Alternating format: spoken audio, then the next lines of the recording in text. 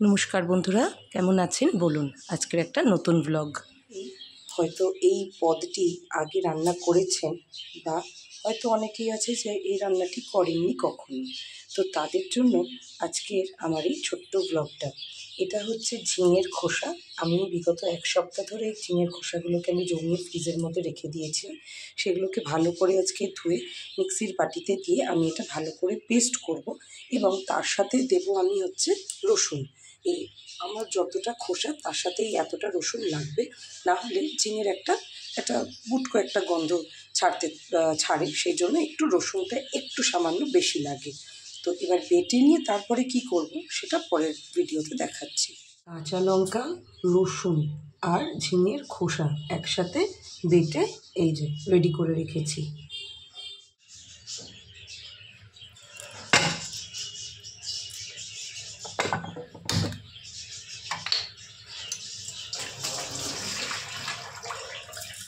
কড়াই বসিয়ে দিলাম গরম হতে।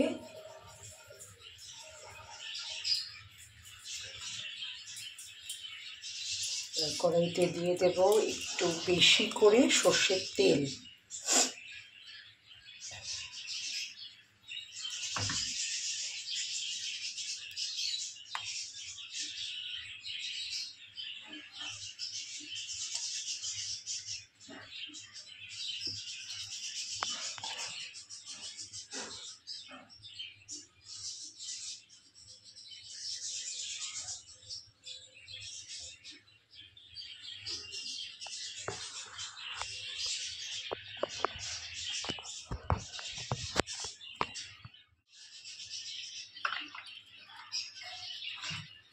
গ্যাসটা একটু বাড়িয়ে দেব আর এদিকে চিমনিটা চালিয়ে দেব।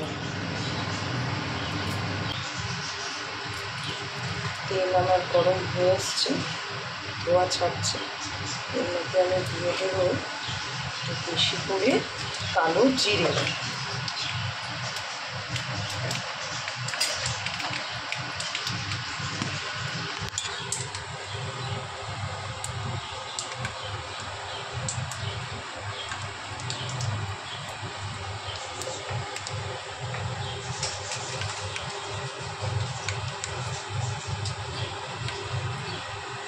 এর মধ্যেই আগের থেকে কুচিয়ে রাখলাম আমি পেঁয়াজ।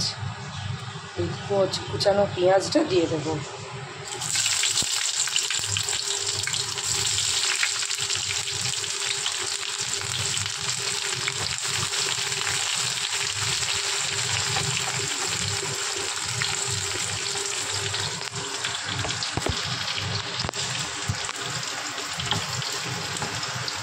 পেঁয়াজটাকে একটু ভেজে নেব, খুব লাল করব না, তবে একটু রঙটা যাতে পাল্টে যায় সেই অবস্থা অবধি ভাজবো। পেঁয়াজের রঙটা কিন্তু পাল্টাতে শুরু করেছে, আর 1-2 মিনিট এরকম নাড়াচাড়া করে তারপরে আমি এটার মধ্যে বাটাটা দিয়ে দেব। দিয়ে তারপরে শুধু কষাতে থাকতে হবে, নুন আর পরিমাণ মতন সামান্য একটু হলুদ দিয়ে। আমার রেডি হয়ে গেছে। এবারে এর মধ্যে আমি ঝিঙের খোসা বাটাটা দিয়ে দিলাম। এটা সামান্য অল্প একটু জল দিয়ে বাটতে হয়, না হলে বাটাটা যায় না মিক্সিতে। একদম সামান্য একটু জল দিয়ে বাটতে হয়, তবেই খোসাগুলো একটু নরম হয়ে এরকম সুন্দর একটা মিহি একটা পেস্ট তৈরি হবে।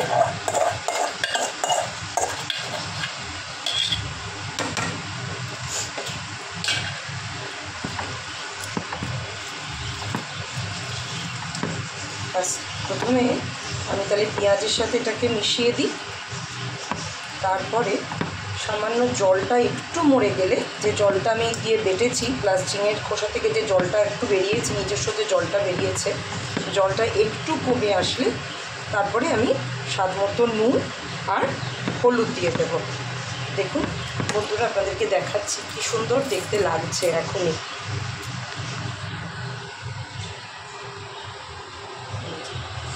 তৈরি হচ্ছে আমার ঝিঙের খোসা বাটা।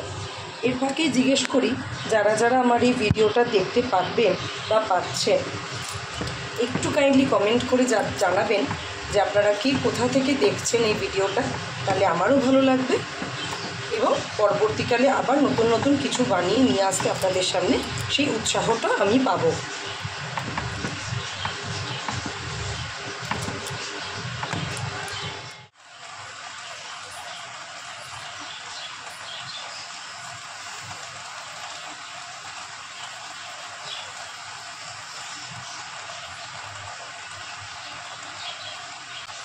গ্যাসটা আমি সামান্য একটু বাড়িয়ে দিলাম যাতে কি না জলটা তাড়াতাড়ি একটু মজে যায়,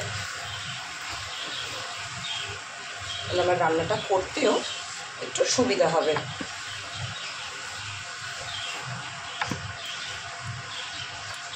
আর একটু জলটা কমুক, তারপরে আমি ওই নুন আর হলুদ আর সামান্য একটু চিনি অ্যাড করব।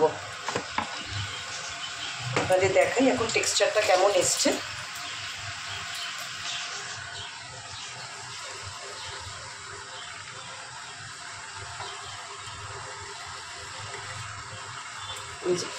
এখনো জল ছাড়ছে, যে জল ফুটছে।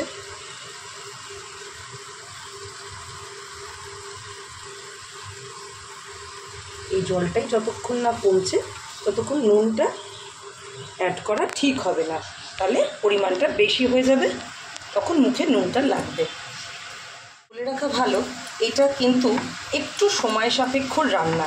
যেদিনকার মনে হবে হাতে সময় আছে সেদিনকার কিন্তু এইটা ট্রাই করা আমার মনে হয় ভালো হবে, কারণ এটা খুব একটা চটজলদি হয় না, একটু সময় তো লাগেই। খোসাটাকে বাটতে হবে, তারপর তাকে এরকমভাবে পেঁয়াজ সে নয় পেঁয়াজ নয় যেমন তেমন কেটে নেওয়াই যায়, কিন্তু এই যে শুকনো করতে করতে রান্নাটা করতে হবে, জিনিসটাকে শুকনো করতে করতে রান্নাটা করতে হবে, এটা কিন্তু বেশ সময় সাপেক্ষ ব্যাপার। আর আরও একটা কথা যেটা বলার সেটা হচ্ছে যে এটা কিন্তু আমার নিজস্ব রেসিপি নয়, এটা আমি আমার মায়ের থেকে শিখেছি এবং খেতে যে কী সুস্বাদু এবং অসাধারণ হয়, যে আপনি যদি কাউকে না বলেন যেটা ঝিঙের খোসা, সে কিন্তু কোনোদিন ধরতেই পারবে না এটা ঝিঙের খোসা। এবং মানে অপূর্ব খেতে হয়, শুকনো ভাতে মেখে খেতে গেলে খেতে এক থালা ভাত আপনি খেয়ে নিতে পারবেন। মায়েদের অবশ্য রেসিপি সত্যিই ভালো হয়, মারা জাদু জানে তো, মাদের হাতে জাদু থাকে, তাই মায়েদের রেসিপি সবসময় খুব ভালো হয়। প্রায় অনেকটাই শুকনো হয়ে গেছে, এই অবস্থায় আমি নুনটা দিয়ে দিচ্ছি, কারণ নুন দেওয়ার পরে আবার একটু সামান্য জল ছাড়তে পারে, তাই প্রথমে আমি একটু অল্পই দিই, পরে একটু চেখে দেখে নেব ঠিক আছে নাকি, যদি মনে হয় পরে আবার নুন অ্যাড করা যাবে, কিন্তু বেশি হয়ে গেলে সেটাকে কমানো খুব মুশকিল বন্ধুরা। তাই আপনাদেরকেও বলবো নুন প্রথমে অল্প দেবেন, তারপরে একবার চেখে দেখে নেবেন যে ঠিক আছে নাকি, যদি মনে হয় পরে আবার নুন অ্যাড করা যাবে, কিন্তু বেশি হয়ে গেলে কিন্তু সেই নুন তরকারি থেকে কমানো খুব মুশকিল। যেহেতু আমি কাঁচা লঙ্কা দিয়েই বেটেছি, সেই জন্য আমি আর এখন আর নতুন করে আলাদা করে লঙ্কা দিলাম না, কিন্তু যদি কেউ মনে করেন যে খুব বেশি ঝাল খাবে তাহলে তারা আর একটু শুকনো গুঁড়ো লঙ্কার গুঁড়ো যোগ করতে পারেন। আমার এই ঝিঙের খোসা বাটাটা কিন্তু অনেকটাই মাখো মাখো হয়ে এসছে, এই অবস্থায় আমি গ্যাসটাকে একটু কমাবো যাতে কিনা পুড়ে না যায় তলায়। দেখুন বন্ধুরা কি সুন্দর টেক্সচারটা এসছে, দেখতেও ভারী সুন্দর লাগছে, হলুদটা অ্যাড করার পরে তার রঙটাও বেশ একটু পাল্টেছে।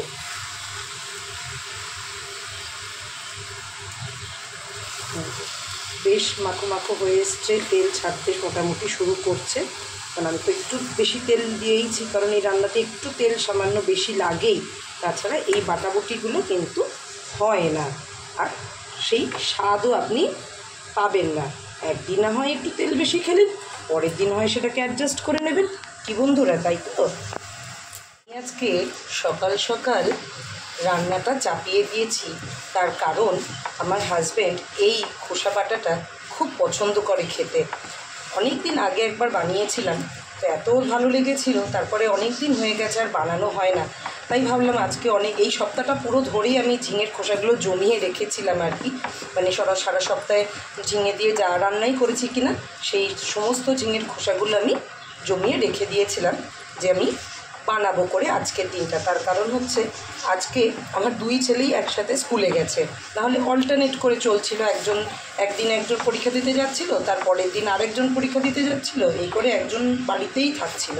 আর আপনারা তো জানেনই, ছোটো বাচ্চা বাড়িতে থাকলে তাদেরকে রেখে এই সমস্ত রান্নাবান্না করাটা কিন্তু সত্যিই খুব মুশকিলের ব্যাপার। তাদের দিকে নজর দেব না রান্নার দিকে মন দেব, আর এগুলো একটু মন দিয়ে না করলে কিন্তু আপনি যে এক্সপেকটেশন নিয়ে কাউকে খাওয়াবেন বা রান্নাটা করবেন সেইটা কিন্তু পূরণ হয় না। আর রান্না ব্যাপারটা সত্যি একটা প্যাশন, যে ভালোবেসে করে তার অটোমেটিক্যালি রান্না ভালোই হয়। এবং আরও একটা বিষয় হচ্ছে, আমি এই রান্নাবান্না করে শেষ করে নিয়ে আজকে একটি বিশেষ কাজে যাব। যদি কাজটি সম্পন্ন হয় তখন না হয় আপনাদের সাথে সেটা শেয়ার করব, এবং এটি আমার অনেক দিনের ইচ্ছা জিনিসটি করার। দেখা যাক যদি আজকে সেটা সম্পন্ন হয় তাহলে আমি নিশ্চয়ই আপনাদের সাথে শেয়ার করব বন্ধুরা, কারণ আপনাদের সাথে শেয়ার করতে আমার সত্যিই খুব ভালো লাগে। আপনাদের এত অসাধারণ সাপোর্ট, সর্বসময়ে এত ভালোবাসা, এত সাপোর্ট দিয়ে চলেছেন আপনারা আমাকে, তাতে আমার সত্যিই খুব ভালো লাগছে।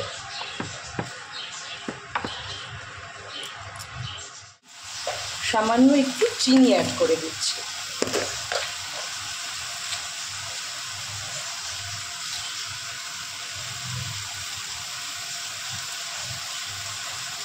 আমার একদম ছোট্ট চামচ, তাই সেই ছোট্ট চামচে 2 চামচ দিলাম, তাও পুরো ভর্তি না, সেটা আপনাদের নিজেদের স্বাদ মতন আপনারা বুঝে দেবেন, যাতে খুব বেশি মিষ্টিও না হয়ে যায়, আবার খেতেও যাতে ভালো লাগে। তাহলে আমার নুন, হলুদ, মিষ্টি তিনটেই যোগ করা হয়ে গেল। এবার শুধু এটাকে নাড়িয়ে কষিয়ে এটা শুকনো করতে হবে। যত জিনিসটা শুকনো হবে, তেল যত ছেড়ে আসবে, তত জিনিসটার টেস্ট ভালো হবে। আপনাদেরকে একবার দেখাই এখন কীরকম হয়েছে, দেখতে লাগছে।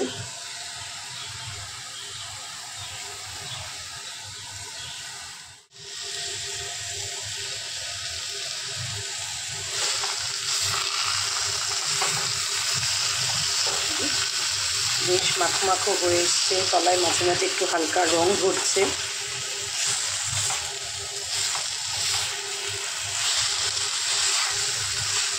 বাটাটা হয়ে এসছে সেটার বোঝার উপায় একটাই, এক তো এটা এরকম গায়ে লেগে যাবে, মাখো হয়ে যাবে, আর এই যে কড়াইয়ের গায়ে তলার দিকটা এইভাবে ফ্রাইয়ের মতন হয়ে থাকবে। এগুলো কিন্তু ফেলে দেবেন না বন্ধুরা, এগুলোকে কিন্তু এরকমভাবে স্প্যাটিউলা বা খুন্তি যেটা আপনি ইউজ করছেন সেটা দিয়ে কাচিয়ে নিয়ে এটার সাথে ভালো করে মিশিয়ে দেবেন, তবেই তো টেস্ট পাবেন।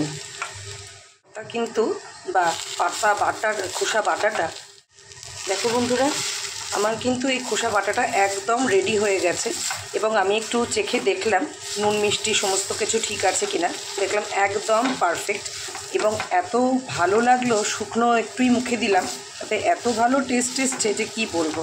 এই যে এই ব্যাপারটা এরকম দলা হয়ে গেছে, দেখতে পাচ্ছেন, তাতে বুঝে গেলাম যে আমার রান্নাটা একদম রেডি। শুধু নামিয়ে রাখবো আর তারপরে গরম ভাতে একে সার্ভ করব। যেহেতু শাকসবজি, আর শাকসবজি যেহেতু গাছ থেকে আসে এবং সবুজ, তাই আমি একটু ভাবলাম লাস্ট ভিডিওটা আপনাদেরকে এই গাছের সামনে নিয়ে এসে দেখাই। এই যে আমার হয়ে গেছে রেডি, একদম রেডি টু ইট।